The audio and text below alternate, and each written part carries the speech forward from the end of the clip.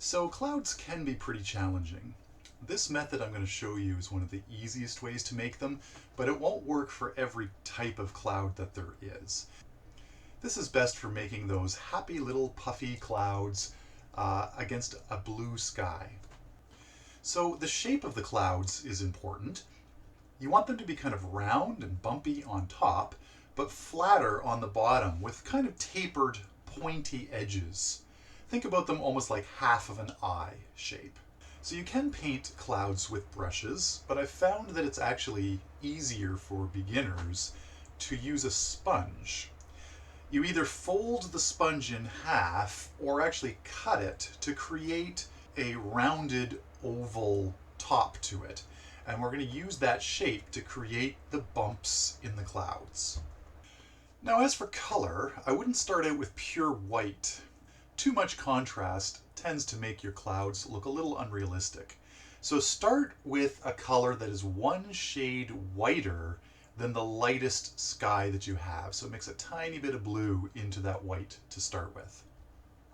So pull some paint out flat on your palette and then tap the tip of the sponge into that paint. You can tap once or twice off to the side just to make sure you don't have too much on it. And don't get paint too far down the sponge. Keep the paint mostly at the tip. So then you're going to start tapping gently with the sponge to create the upper edge of the cloud. This is the bumpy part. Twist and turn the sponge as you do this so that your shape is irregular. The more irregular it is, the more natural it will look. So you want the top of the cloud to be nice and bright, but the bottom of it should be a little bit darker.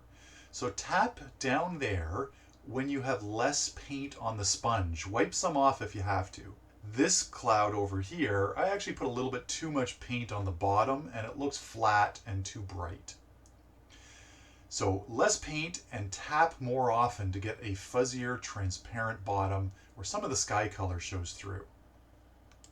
In order to create depth, you're going to want some clouds to overlap. But make sure that the clouds in front are overlapping the darker part of the cloud. It's that dark area in between that helps them stand out. I also really recommend using an existing painting to help you come up with your shapes. Even artists who've been painting for a while have a hard time creating clouds out of their head.